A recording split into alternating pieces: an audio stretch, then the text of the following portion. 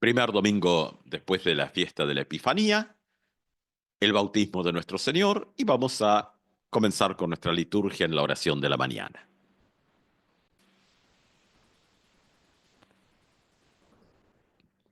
En el nombre del Padre, y del Hijo, y del Espíritu Santo. Amén. Señor, abre mis labios, tratará mi boca tu alabanza. Señor, te confieso todos mis pecados, mis flaquezas y mis fallas, mis muchísimas fallas.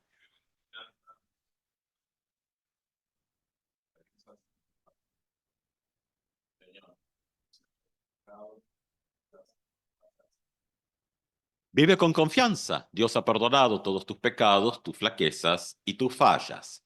Gloria sea al Padre, y al Hijo, y al Espíritu Santo, como era al principio, es ahora y será siempre, por los siglos de los siglos. Amén. Y escuchamos la lectura del Evangelio para este primer domingo después de Epifanía, bautismo de nuestro Señor. Es un texto cortado, como van a ver, Lucas capítulo 3, los versículos 15 al 17, y luego 21 y 22.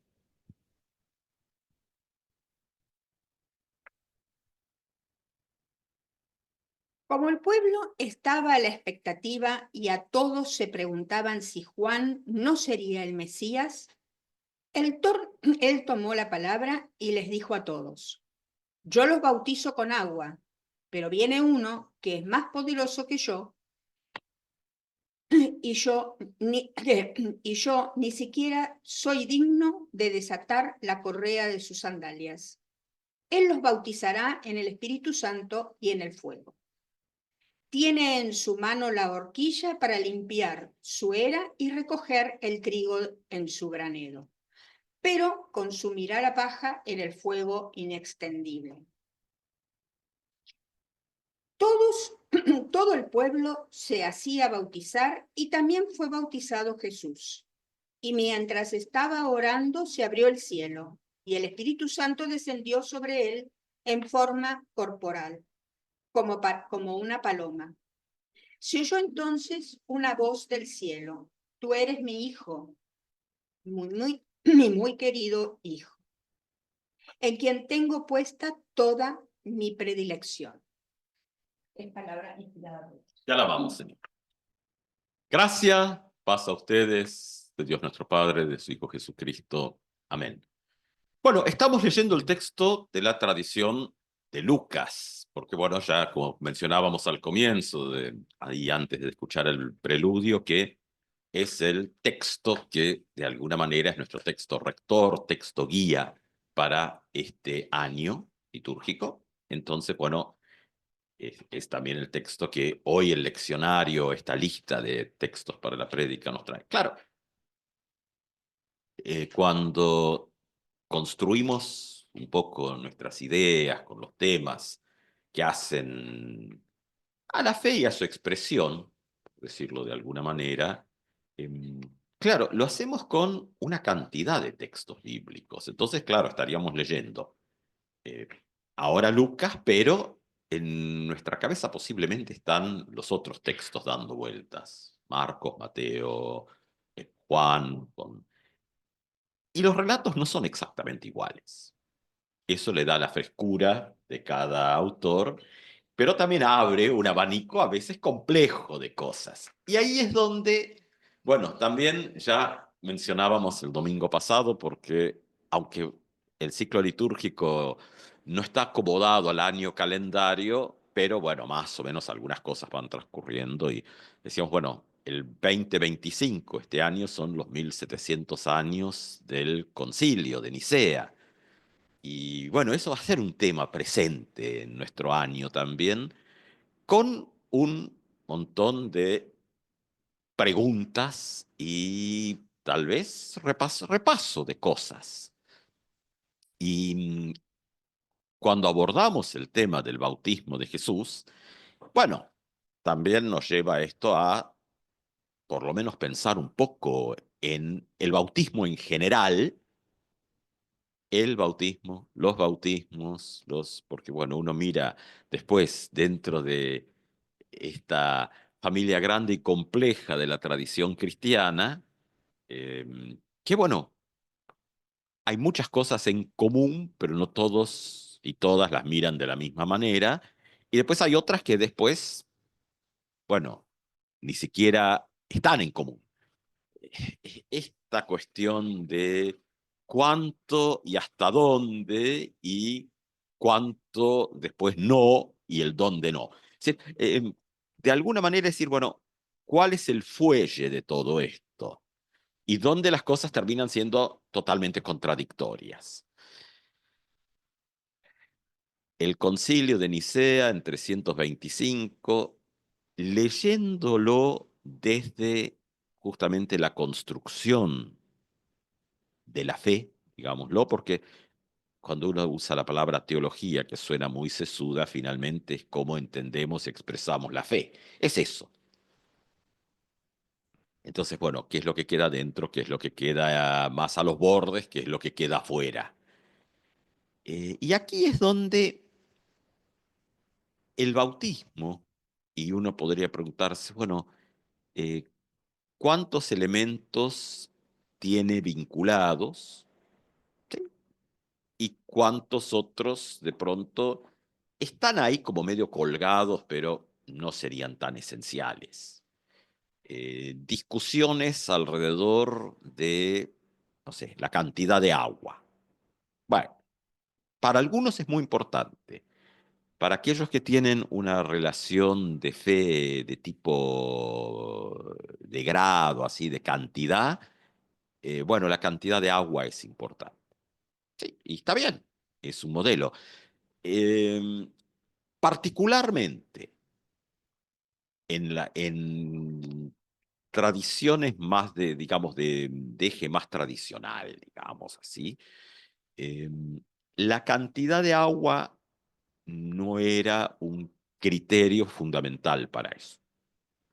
Es más, es un problema porque después cada uno se agarra un poco de palabras del texto griego que se pueden traducir más de una manera y dice, no, no, mi traducción es la única válida.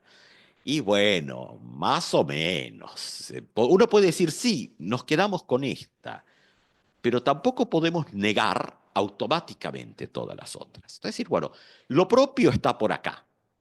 Después hay una cuestión más donde uno dice, bueno, si tenemos acuerdo en las generalidades, vamos, y llega un punto donde dice, bueno, eso otro, sea lo que sea, queda afuera, que también es válido dentro de otro sistema, pero no dentro de este.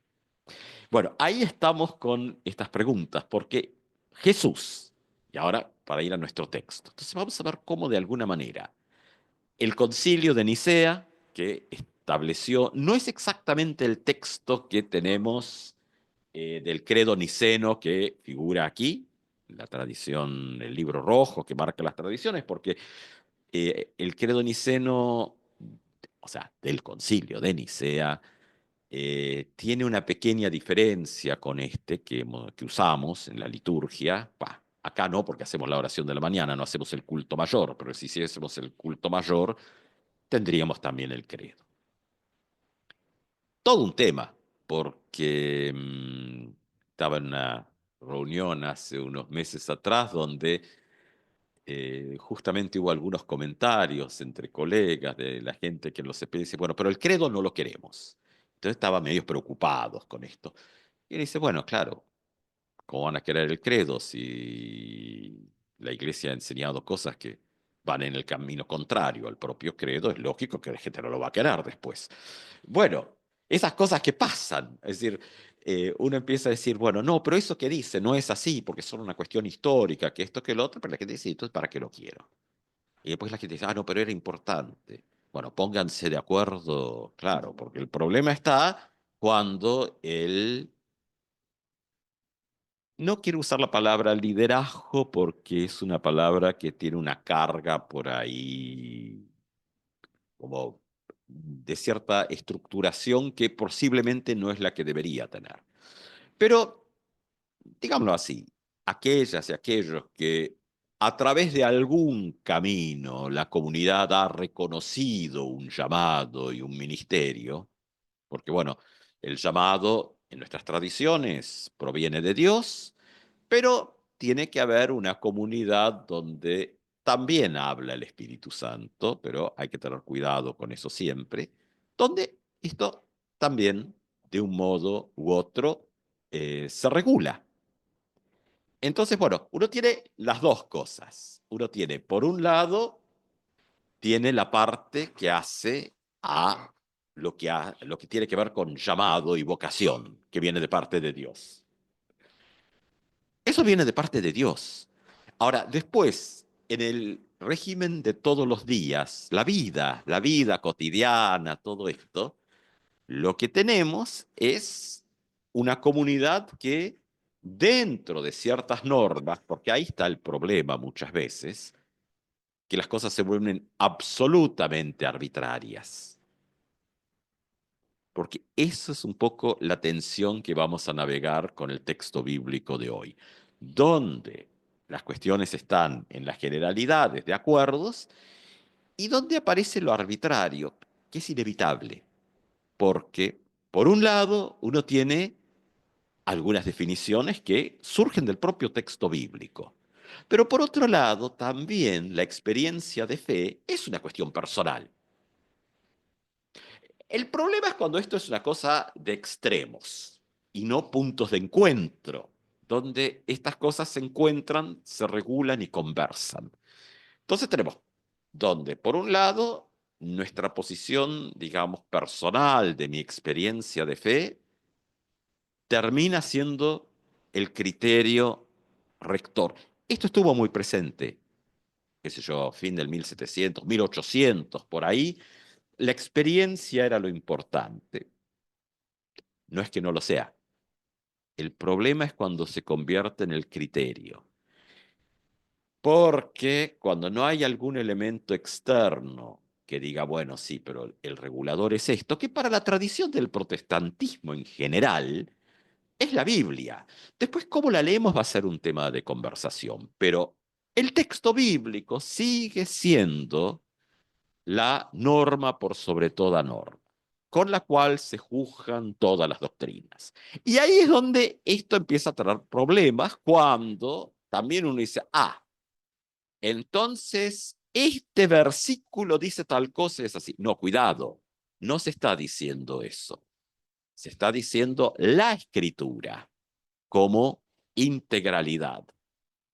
Por eso, con muchas idas y venidas, el 325 con el concilio de Nicea marcó algo fundamental para la tradición cristiana, que era la cuestión núcleo,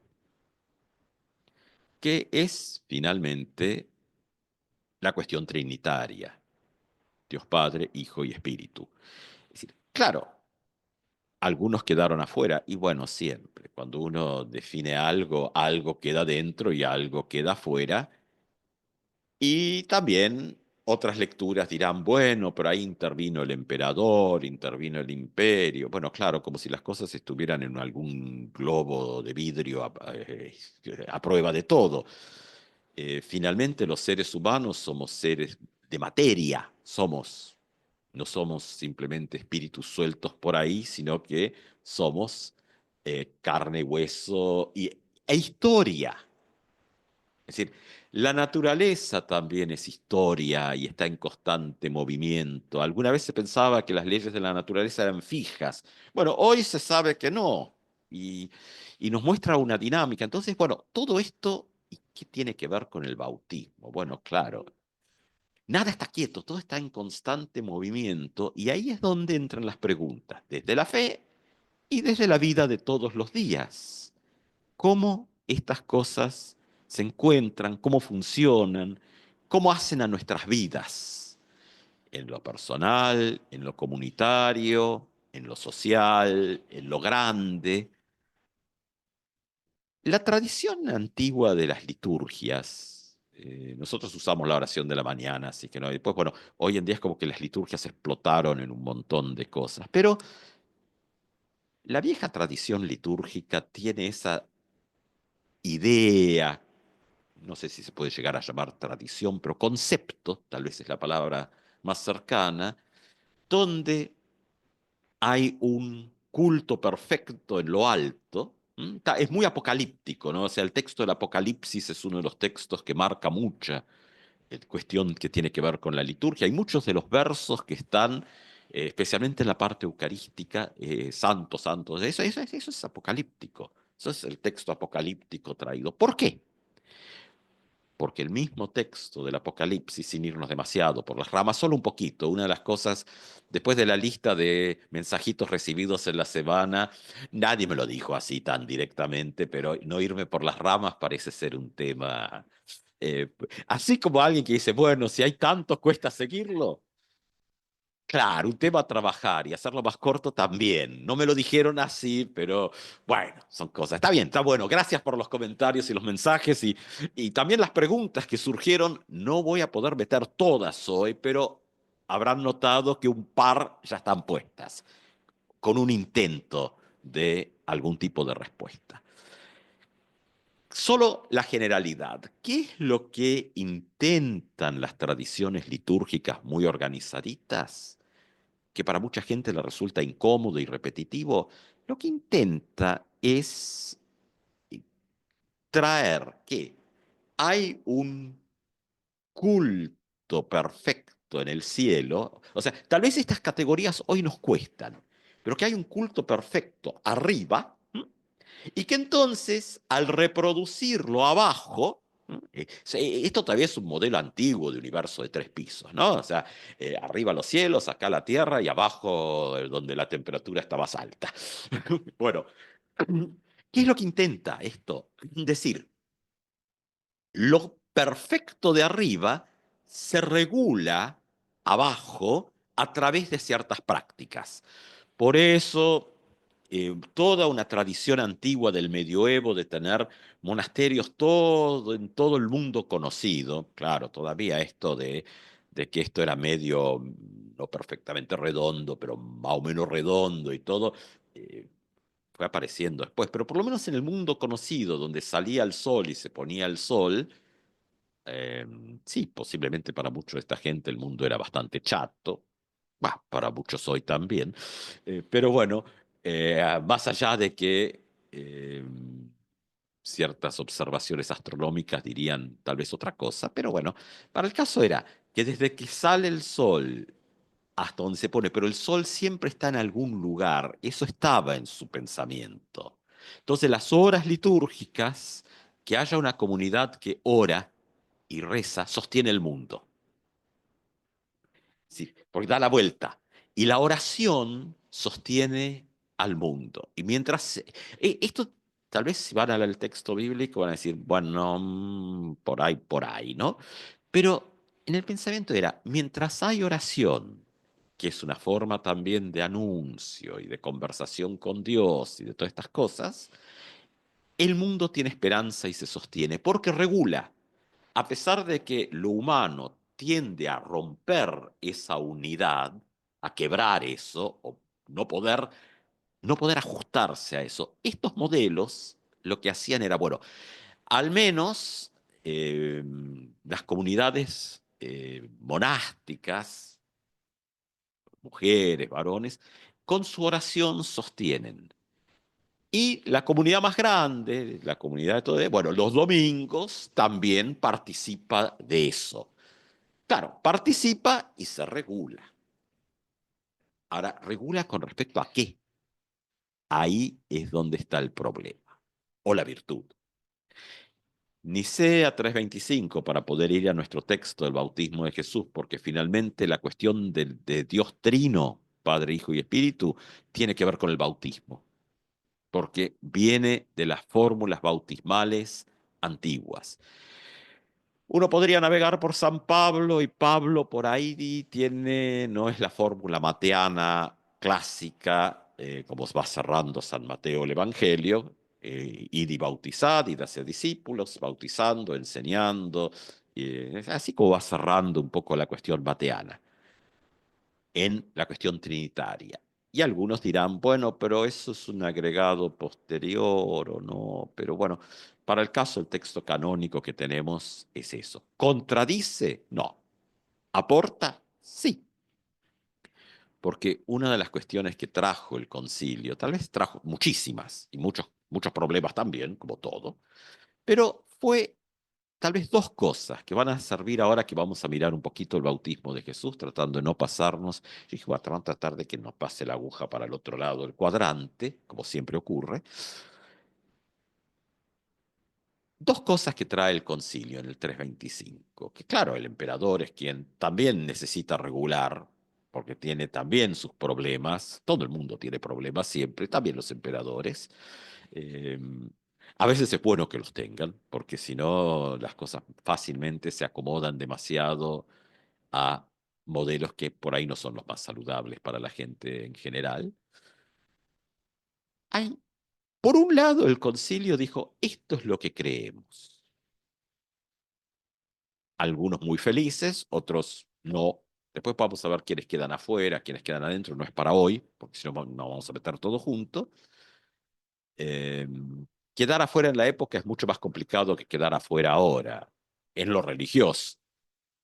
Hoy, como el mundo de lo religioso quedó muy relegado a cuestiones personales, en principio parece que no importa tanto. En principio, cuando uno baja algunas capas, tal vez nos encontremos con otras cosas, pero en la superficie. En la época estaba integrado de otra manera y bueno, los que estaban acomodados con todo un sistema donde lo religioso era parte, estaban bien acomodados y el que se descuadra un poco termina mal acomodado en todo. Eh, Hoy eso sigue existiendo, solo que se ha trasladado a otros lados, a decir cosas políticamente incorrectas o vaya uno a saber cuántas cosas. A cuestiones que también tienen que ver con la reflexión sobre el bautismo, porque somos bautizados ¿en qué nombre? No estamos hablando de los nombres personales, porque Juan habla del agua, pero también habla del Espíritu Santo y del fuego, ¿no? O sea, está entonces decir, bueno, y ahí hay diversas interpretaciones, pero más allá de las interpretaciones, eso leemos en el texto. Entonces no lo podemos dejar afuera como que acá no pasa nada, está ahí, porque en otras miradas, también tiene que ver con cómo, como comunidad de fe, recibimos, entendemos aquello que creemos. Y ahí está el tema, si Dios está definido por la gran crisis de la época de Jesús y posterior a esos primeros siglos, si Dios va a estar definido por la cultura, la filosofía en la época, claro que siempre hay diálogos, idas y venidas, pero ¿quién define?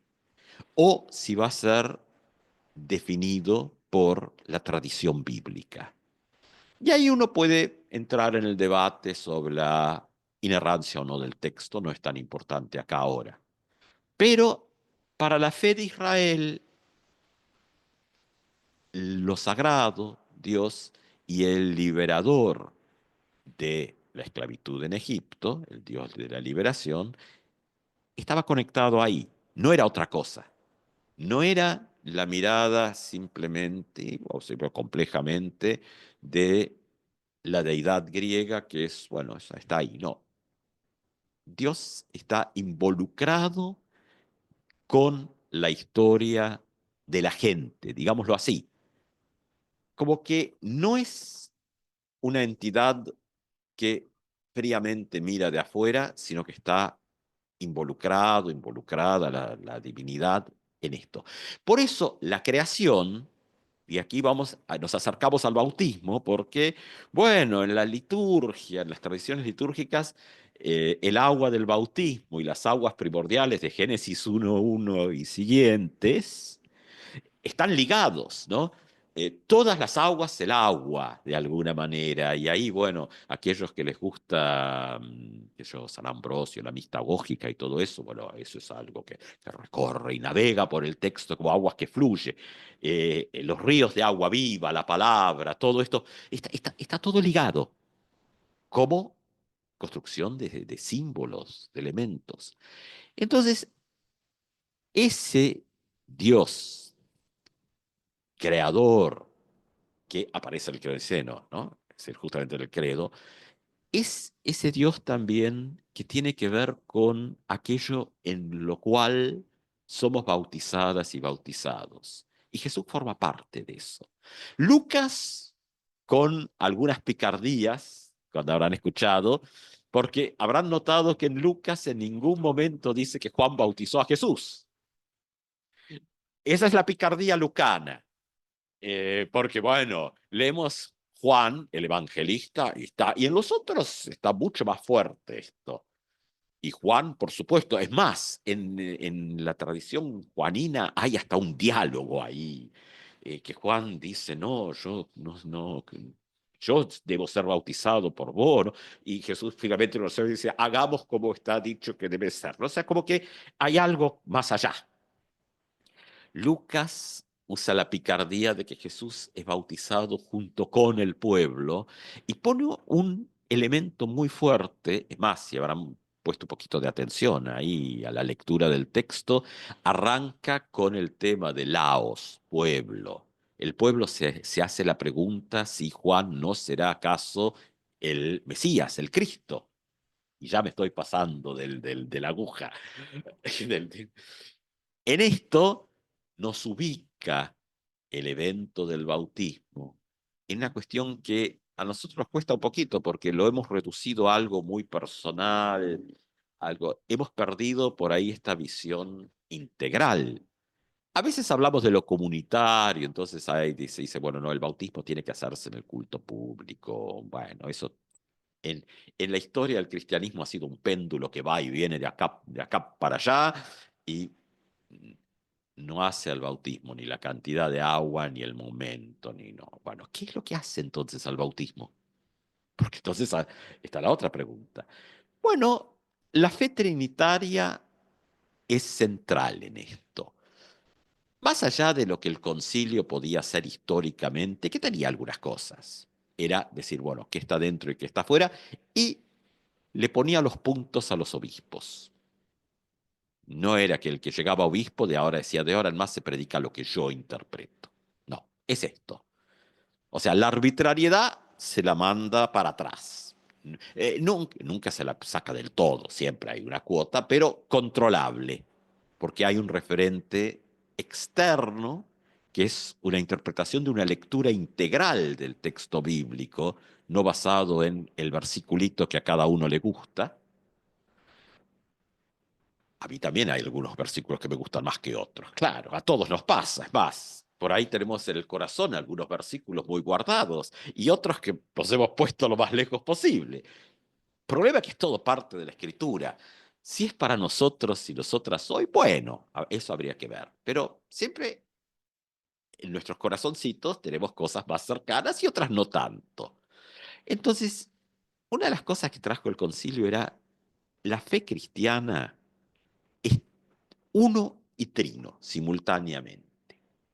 Cosa rara que, claro, si uno quiere aplicar, como hubo algún comentario ahí porque bueno, esto de que todo está online para los comentarios, lo cual es interesante, ¿no? Entonces alguien que estaba, que no le hubiera gustado, y está bien, no hace falta que les guste, pero entonces decía, no, que el sentido común, y uno dice, bueno, no sé si es para entrar a un debate, pero justamente el problema es si nuestro sentido común es como Dios mira.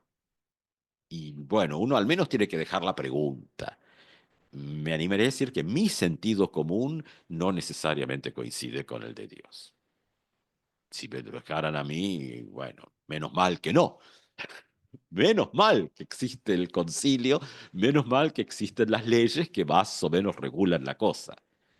Porque la individualidad en eso es importantísima, pero también tiene sus riesgos. Entonces, ¿cómo navegar en esas tensiones?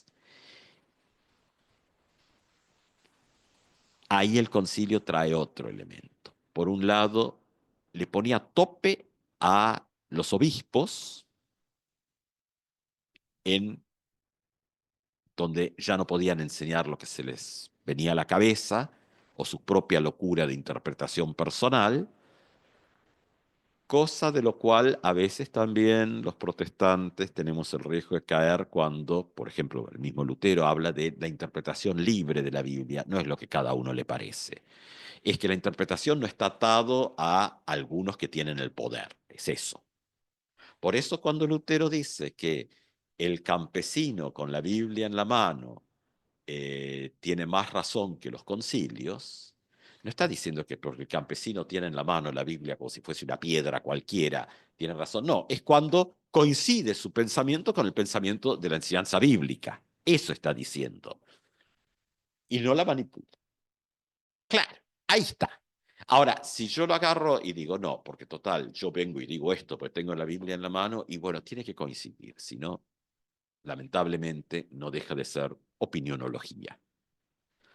Gran problema también hoy en día, ¿no? Donde la prédica se convierte en opinionología y no tiene ese referente externo que básicamente se marcó en Nicea. Por un lado, los obispos enseñarán las enseñanzas bíblicas que están condensadas en ese credo. Y por más que fue el emperador que pagó las cuentas, porque acá, bueno, alguien paga las cuentas, fue el emperador el que pagó, al emperador también le dijeron algo. No, por ahí no muy fuerte, porque bueno, para poder decirle algo al emperador hay que tener mucha banca. Pero le dijeron que Dios es una comunión de ja. Nosotros traducimos personas y el problema es que hoy en día cuando hablamos de persona pensamos en individuo y no es lo mismo. Eh, pero Dios es esta comunión íntima de tres personas en un solo Dios. Entonces sí, un solo Dios, tres personas. ¿Qué le están diciendo al emperador también con esto? Bueno, por un lado es lo que es el trabajo de extraer una lectura de todo el texto canónico, donde todos esos versículos que chocan entre sí, uno dice, bueno, más o menos se resuelve así, por un lado. Pero le estaban diciendo al emperador que Dios no es un monarca absoluto que tiene sus caprichos. Y la propia historia bíblica en sus relatos nos va mostrando esto. Nos va mostrando, uno dice, bueno, pero todas esas cuestiones teológicas, nos va mostrando en los propios relatos esta cuestión de la conversación.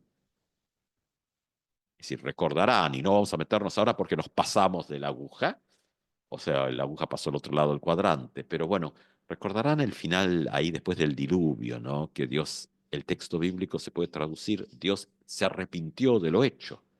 Bueno, eso es parte de una conversación y hay muchas, hay muchas. La negociación de Abraham ahí antes del tema de Lot con Sodoma y Gomorra, todas esas negociaciones. O sea, entonces, ¿qué es? Este Dios de la fe de lo judeocristiano, que en el caso cristiano se plasma en Nicea, que tiene que ver con el bautismo, porque en esa fe somos sumergidas y sumergidos, donde hay agua y espíritu, siguiendo un poco la tradición general y el texto de hoy. Es decir, es donde lo absoluto se coloca dentro del diálogo de todos los días. Eso sí, en función de aquello que es la perfección última que es traída hacia el presente. O sea, la creación no está planteado en el texto bíblico en el marco de la fe, en la lectura de la fe. Vaya a saber cómo está planteado el texto bíblico así sacado de todo, pero en la lectura de la fe no está planteado en un ir hacia, sino es aquello que nosotros consideramos como lo último que está en el comienzo. Quienes hemos quedado atrapados entre medios somos los seres humanos, la historia y todo esto, pero como que de alguna manera actualiza aquello que es lo último. Y el bautismo tiene que ver con esto. Eh, muerte y resurrección ahí. La plenitud de los tiempos ahí.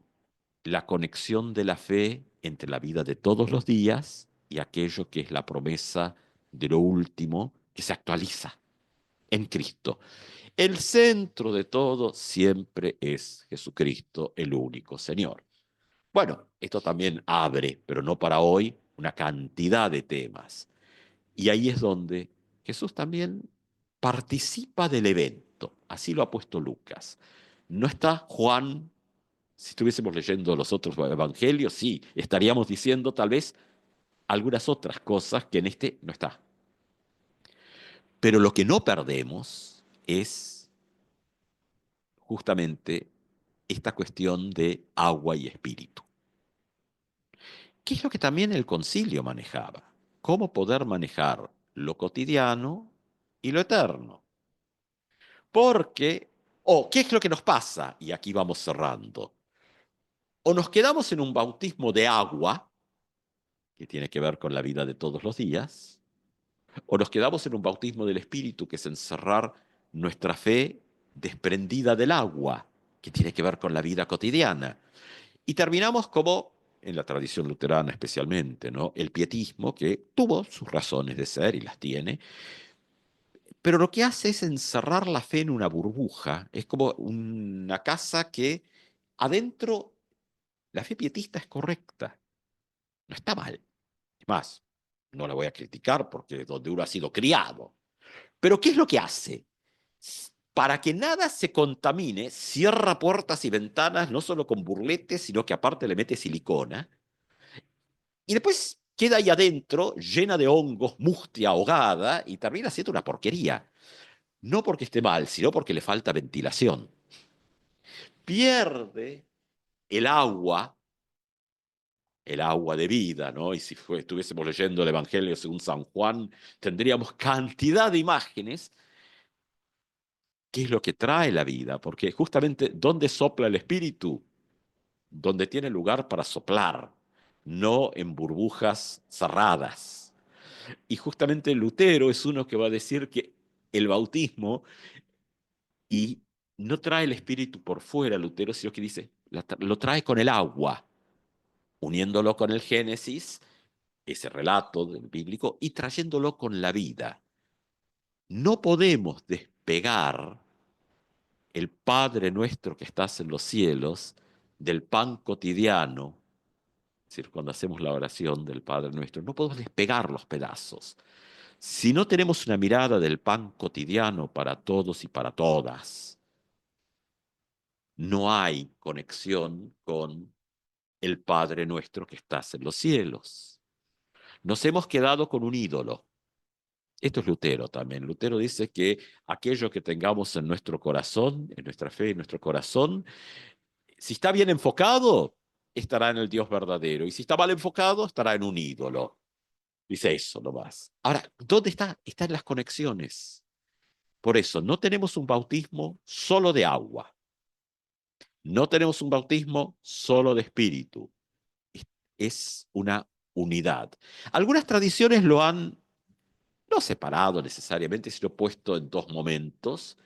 No es la nuestra, pero lo que sí logran es señalar la necesidad de ambas cosas. No estoy proponiendo que las iglesias luteranas tomen la teología pentecostal, pero sí hay que mirar y escuchar, porque se han señalado las dos cosas. Después, bueno, claro, los viejos luteranos dirán, sí, sí, pero las han separado y hay que distinguir sin separar, reunir sin confundir, sí es correcto, pero mirarlo y escucharlo no está de más. Si perdemos el agua, perdemos aquello que es lo dinámico y es donde se mueve el espíritu, y nos quedamos con la espiritualidad, pensando que tenemos el espíritu y nos hemos quedado con nuestras ideas, nuestros pensamientos, nuestras ideologías, y bueno, y esa es la casa cerrada, que a veces teológicamente es correcta, pero tan mustia y tan seca que ya no es eficaz en cuanto a nuestras propias vidas. Es eficaz teológicamente, pero a la hora de la vida no lo es. Y nos quedamos, sí, como una pasa de uva ahí adentro. Bueno, son opciones, qué sé yo.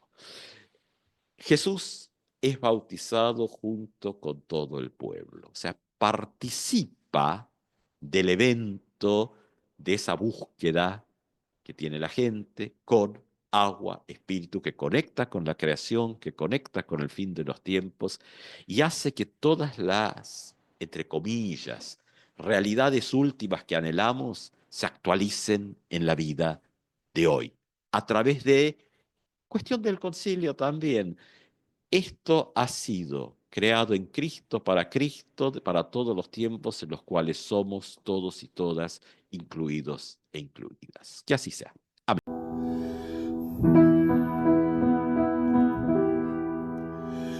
Soplo de Dios viviente que en el principio cubriste el agua.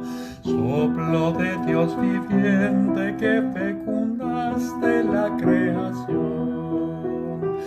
Ven hoy a nuestras almas, infúndenos tus dones.